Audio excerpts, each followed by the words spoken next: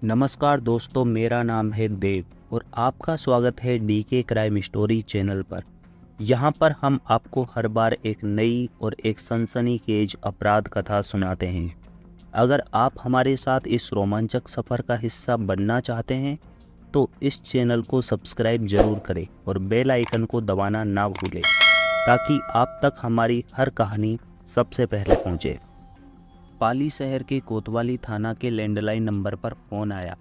Phone करने वाले ने कहा, सर, नया गांव फ्लाईओवर के पास एक खेत में बच्चे की लाश पड़ी हुई है। लाश अर्धनग्न हालत में है। सूचना मिलते ही तत्कालीन कोतवाली थाना अधिकारी देवराज सिंह सोडा पुलिस जाब्ते के साथ मौके पर पहुंच गए। सबकी जांच की गई।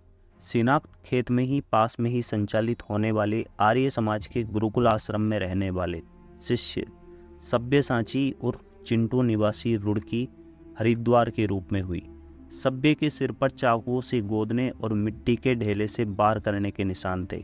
साथ ही उसका गला घोटने की भी कोशिश की गई थी। जिस तरह से हत्या की गई उससे लग रहा था कि हत्यारे से सब्य पर अपना पूरा गुस्सा निकाल रहा था। पाली शहर में पहली बार ऐसा घटनाक्रम हुआ था जब 7 साल के मासूम की इतनी निर्मम तरीके से हत्या की गई हो। जिस तरह सब्य की हत्या की गई थी वहां पहले से संपत्ति को लेकर दो पक्षों में विवाद चल रहा था। सभी आश्रम में रहने वाले स्टाफ और अन्य बच्चों ने जानकारी जुटाई, जिसके बाद पुलिस ने सब्य की हत्या को लेकर पहला सुराग मिला। सब्यसाची उर्फ चिंटू पुत्र रविंद्र कुमार सेन हरिद्वार के रुड़की का रहने वाला था। उसकी वैदिक अध्ययन में काफी रुचि थी। पाली के गुरुकुल में सब्य का मौसेरा भाई सौरभ आचार्य था। सौरभ सब्य को अपने साथ संस्कृत शिक्षा दिलवाने 7 महीने पहले ही पाली लेकर गया था। सब्य उर्फ चिंटू की संस्कृत पर इस कदर पकड़ थी कि वे बिना देखे ही संस्कृत के श्लोक का उच्चारण और उसका सार बताता था। संस्कृत के श्लोक उसे कंठस्थ थे। गुरुकुल का सबसे छोटा शिष्य था, इसके चलते वे सबका लाडला भी था। पुलिस को घटना स्थल पर ऐसे कोई सुराग मिले जिससे लग रहा था कि हत्यारे से कई सुराग पुलिस को गुमराह करने के लिए जानबूझकर छोड़े गए हो। गुरुकुल के मुख्य भवन से बच्चों के बाथरूम करीब 200 फीट दूर था। सब्य की हत्या 4 जुलाई की दोपहर में मानी जा रही थी। आश्रम में रहने वाले सभी बच्चे सुबह जल्दी स्नान कर लेते थे। इसके बाद उन बाथरूम का उपयोग वे नहीं करते थे, जबकि सबको उसी बाथरूम से पीछे की तरफ खेत में डाला गया था। पुलिस ने आश्रम में रहने वाले स्टाफ व स्टूडेंट से पूछताछ की। कुछ स्टूडेंट के बताए अनुसार आश्रम प्रबंध के लोगों ने पुलिस को बताया कि सब्य ने हत्या से पहले दोपहर को करीब 1:30 बजे पपीता काट कर खाया था। पपीता खाने के बाद वे चाकू और प्लेट धोने के लिए उन बाथरूम की तरफ गया हुआ था। इसके बाद से सब्य को किसी ने नहीं देखा। 2 घंटे तक सब्य नहीं मिला तो आश्रम में उसकी तलाश की गई। 3:15 बजे उसका शव बाथरूम के दूसरी तरफ खेत में मिला। सब्य की हत्या के मामले को देखते हुए जोधपुर से डॉग स्क्वाड को बुलाया गया।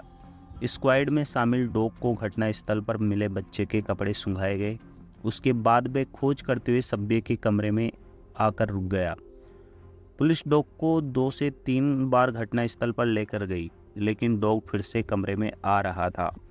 पुलिस के सामने इस हत्याकांड को लेकर कई सवाल थे जो आश्रम के ही किसी व्यक्ति पर हत्या का शक पैदा कर रहे थे। पहला सवाल ये था कि आश्रम के भवन में पानी की मटकियाँ और बाल्टियाँ भरी हुई रहती है। बच्चे पानी यहीं पीते हैं, बर्तन भी यहीं धोते हैं, और ऐसी तपती दोपहरी में 7 साल का सब्य 200 फीट दूर बाथरूम में चाकू को धोने के लिए क्यों गया? सब एक दूसरे से सुनकर ही बता रहे थे। कोई ये भी नहीं बता रहा था कि सब्य को उसने बाथरूम की तरफ दिन में जाते देखा था। दूसरा सवाल ये भी था कि आश्रम प्रबंधन का कहना था कि हत्या से पहले सब्य ने पपीता खाया था और चाकू धोने बाथरूम में गया था। पूरे आश्रम में न पपीते के छिलके मिले, न ही उसके बीज। जहाँ सब्य रहता था वहाँ उसका मौसेरा भाई और अन्य आचार्य रहते थे। फिर भी 2 घंटे तक किसी का ध्यान सब्य पर नहीं गया। तीसरा सवाल ये था कि जिस चाकू से सब्य को गोदा गया वह आश्रम का था। जिस धोती व रस्सी से उसका गला घोंटा वह भी आश्रम की थी। इसके अलावा आश्रम की बाड़ पर पुलिस को 2 बच्चों के कुर्ते मिले जिन पर खून के धब्बे थे। यही बातें पुलिस के मन में शक पैदा कर रही थी। चौथा सवाल ये भी था कि वारदात को अंजाम देने और सबको ठिकाने लगाने में हत्यारे को काफ़ी वक्त लगा होगा। ऐसे में निकट ही आश्रम भवन में मौजूद बच्चों, आचार्य, अन्य लोगों को कातिल की हरकत का पता कैसे नहीं चला।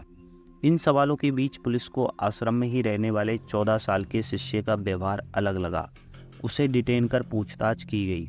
इसी पूछताछ के आधार पर पुलिस ने सभ्य के मौसेरे भाई सौरभ को भी हिरासत में लिया। शुरुआत में तो सौरभ मनगढ़ंत कहानियां बना रहा था। जब पुलिस ने सख्ती की तो उसने हत्या करना कबूल कर लिया। हत्या का कारण जो उसने बताया वह चौंकाने वाला था। सौरभ ने बताया कि वह पोर्न देखने का आदी था। पोर्न देखने के बाद वह आश्रम में ही रहने वाले एक बच्चे से कुकर्म करता था। वह उस बच्चे को आश्रम में हर तरह से सुविधा देता था, जिसके कारण वह बच्चा उसका विरोध नहीं करता था। सौरभ का ये घिनौना खेल लंबे समय से चल रहा था। इसके बावजूद किसी को भी सौरभ पर शक नहीं हुआ। 3 जुलाई की रात को सौरभ हमेशा की तरह आश्रम के उसी 14 साल के बच्चे के साथ कुकर्म कर रहा था। उस दौरान सभ्य की नींद खुल गई। सभ्य ने सौरभ और उस 14 साल के बच्चे को आपत्तिजनक हालत में देख लिया, जिसके बाद सौरभ को अपना राज खुलने का डर सताने लगा। सौरभ को अपनी प्रतिष्ठा बचाने का एक ही तरीका लगा, सभ्य की हत्या।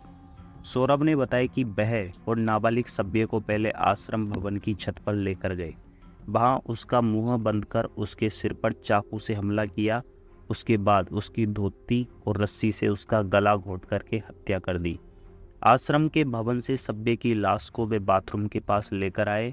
वहां उसके सिर पर पत्थर और मिट्टी के ढेरों से बार-बार हमला किया। मरने की पुष्टि होने के बाद सभ्य की लाश को पास के खेत में फेंक दिया। सभ्य की लाश के गायब होने के बाद नाबालिग ने ही आश्रम के बच्चों को बताया कि सभ्य ने दोपहर में पपीता खाया और बाद में बाथरूम की तरफ चाकू धोने के लिए गया था। उसके बाद सभ्य नजर नहीं आया। सौरभ और उस नाबालिग का ये झूठ ही मर्डर मिस्ट्री को सॉल्व करने में मददगार साबित हुआ। आश्रम के दूसरे बच्चे ने बताया कि 4 जुलाई की सुबह सौरभ और उस नाबालिग ने आश्रम के अन्य 15 बच्चों को एकत्रित किया। उन्हें डराया गया, उन्हें धमकाया और सभ्य के आश्रम से गायब होने की झूठी कहानी पुलिस को बताने के लिए मजबूर किया गया। सभ्य जिस गुरुकुल में पढ़ता था उसकी स्थापना आर्य समाज के स्वामी रीतिमानंद महाराज ने की थी। सभ्य की हत्या से करीब 8 साल पहले उनका निधन हो गया था, जिसके बाद उनकी समाधि आश्रम में ही दी गई थी। स्वामी की शिष्या अपने पुत्र के साथ आश्रम के अगले हिस्से में रहती थी। वहीं पीछे की तरफ बने भवन में आर्य समाज की गतिविधियां संचालित होती थी। उसी भवन में गुरुकुल संचालित किया जा रहा था। आश्रम की संपत्ति को लेकर इन दोनों पक्षों के बीच विवाद चल रहा था। विवाद कोर्ट में विचाराधीन था। ऐसे में आचार्य सौरभ ने सभ्य का शव दूसरे पक्ष के खेत में फेंक दिया ताकि हत्या का शक दूसरे पक्ष पर आ जाए।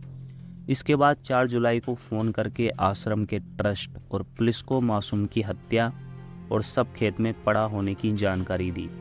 पुलिस को बताया गया कि मासूम 4 जुलाई को दिन में 1:30 बजे पपीता खाने के बाद चाकू धोने बाथरूम की ओर गया था। मौके के हालात देखने के बाद पुलिस को शुरू से ही संदेह था, मगर आरोपी सौरभ ने आश्रम के दूसरे गुट के हरीश नायक और उसके परिजनों पर हत्या के आरोप लगाते हुए रिपोर्ट दर्ज करवाई थी। फिलहाल सौरभ जेल में बंद है और उसकी सजा अभी चल रही है। तो आपको कैसी लगी ये वीडियो? अगर वीडियो अच्छी लगी हो तो वीडियो को लाइक और चैनल को सब्सक्राइब जरूर करें।